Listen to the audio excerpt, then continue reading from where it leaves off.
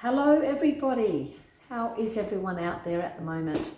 We are in Adelaide, so day one, almost full 24 hours of our 7-day lockdown, joining a lot of the rest of Australia in doing that.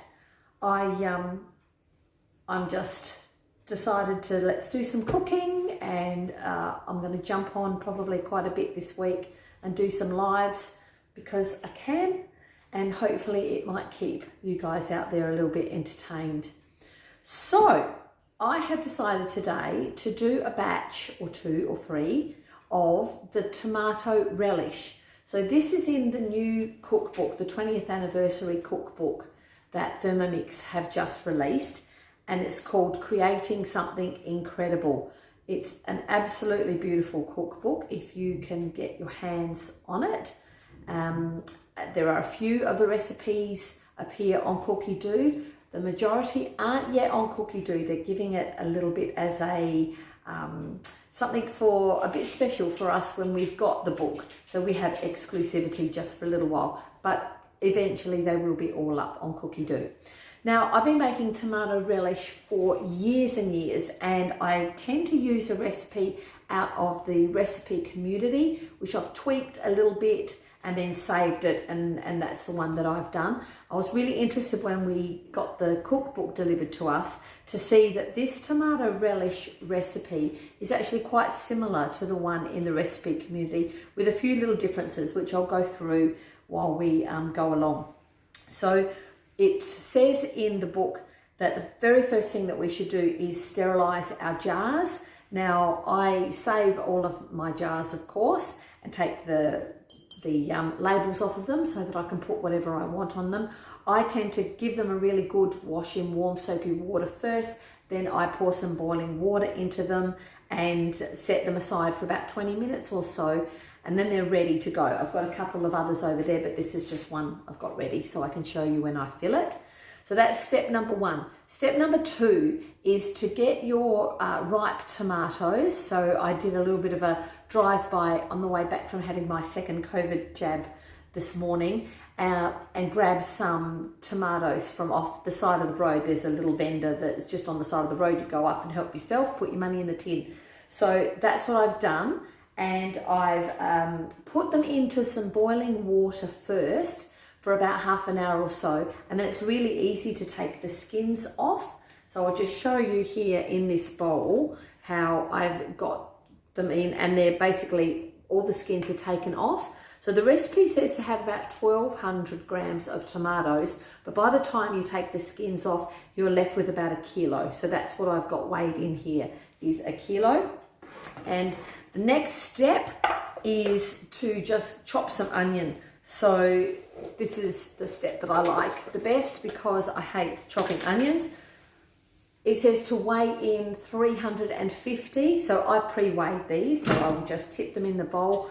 I don't tend to chop them too small, either in halves or in quarters if they're exceptionally big ones. And it will only take us 2 seconds, which is unbelievable, really. So I'm going to actually show you. So there's your quite large onions in there. I'm going to put them 2 seconds on speed 6. Now, because this recipe isn't on Cookie Do, I'm doing it all manually, which is very easy to do for those of you who haven't tried. Speed 6. And that's it. Literally 2 seconds. Hard to believe, I know. Great. Take the lid off, and there you go. There is your chopped onions. So now, what the recipe asks us to do is, let me put that aside there. It says to make use of your varoma. Now, I have to admit that when I was doing the recipe community one, I did not use my varoma for this step, but I'm glad that the book is now telling me to do it because it's awesome. So I'm going to tip in those tomatoes that I had weighed out. So that was 1 kilo of the tomatoes. Then I will put the chopped onion on top. So I will just very quickly take that out. I'm going to disappear off the screen, sorry everybody. All right, so pop all of that into the bowl. And the idea of using the Varoma is so that we can drain off quite a bit of the liquid. So what you'll find is even after you've chopped up your tomato just very quickly by hand, in fact, I only really chop them in halves, that's all. And then you add the onion, and then on top of the onion, we're going to weigh in, the recipe says 1 tablespoon of salt. I usually use a little bit more than that. I put about 30 grams of salt. So you just sprinkle it on top, like so, and then just mix it all through. And what we're going to do is we're just going to leave this mixture for about, the recipe says an hour. If you're in a tearing hurry, half an hour is kind of okay. Even better if you can leave it for a few hours or overnight. But an hour, I think, is probably ideal. Now, what I tend to do is I'm going to put the Varoma on top of just a bowl because that's going to drain quite a lot of liquid. So I'm just going to pop this away. And then I will show you, so you can already see how much juice has come out of there just in that little bit. So I've had this batch of tomato, salt and onion. I have had that steeping for about an hour, and there is a lot of liquid in the bottom here. So this is what we're going to use to carry on. So I've done about 3 batches of this, so I could show you each of the individual steps. So step 1 is just to weigh your tomatoes, chop your onions, put your salt in, set them aside for an hour. So that's what we just did. So I'll have that to do maybe later on tonight. The next step is that we are going to put in the sugar into the mixing bowl. Now, this new recipe that's in the book versus the recipe community one that I've been using for ages, the amount of sugar in the book is a lot higher than what I was using with the recipe community. So what I personally am going to do is I'm going to only use the, what was it I normally use? 215 grams of sugar instead of 450, which is what this new recipe. But I'm also going to add in the option of sultanas. So I'm going to have 150 of sultanas. I've used sultanas in my relish for years and years, and I just really like that texture and the way that it breaks up the relish. So instead of 450 of sugar, I'm going to put 215 into the bowl, and I'm going to supplement it with another 150 of sultanas. Totally up to you, depends how sweet you like things, I suppose, but I found that this works for me. Okay, now the next thing that it also asked me to put in is to add in some yellow mustard seeds and some curry powder. Now, what I thought I'd do is I would just show you the different brands. So I've used the Mackenzie curry powder with great success, and also the Keen's. So either of those for your curry powder is fine. I've used both of them and they're great. With the yellow mustard seeds, so you buy them from specialty stores mostly. You might be able to get them from Coles and Woolies in those little packets, I'm not sure. And I just put them into my little spice jars, which is in my spice drawer. But if you don't have yellow mustard seeds or you're finding it hard to get them, then this is what I've used in the past. It's just, again, the Keen's mustard powder.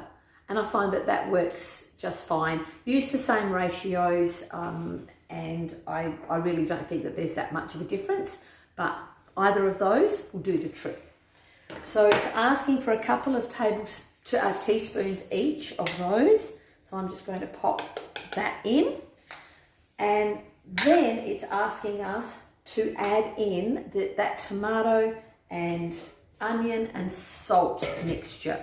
So I'm just going to very carefully, with a slotted spoon, so that I'm trying to decrease the amount of liquid that goes into this recipe, because personally I really enjoy a relish that's a bit on the thick side. That's my personal preference. So we're just going to pop all of that into the bowl. So you can see it's a pretty simple recipe. There's not actually too many steps to it at all. And I absolutely love tomato relish.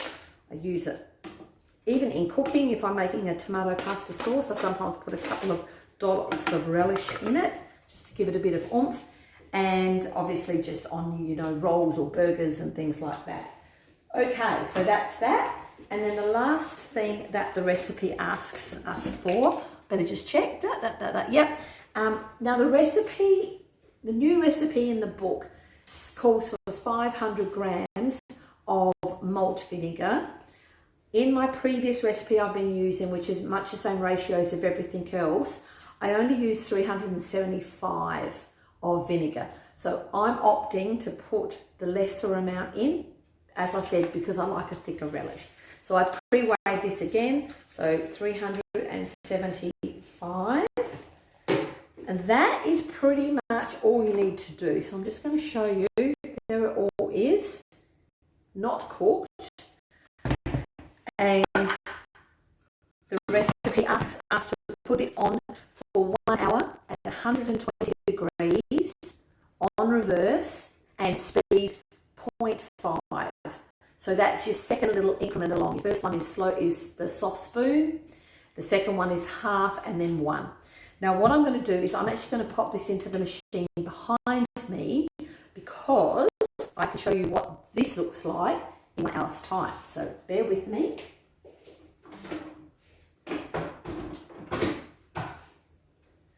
And also the other thing the recipe says to do is to put the Veroma dish on top of your machine. So I'm going to show you.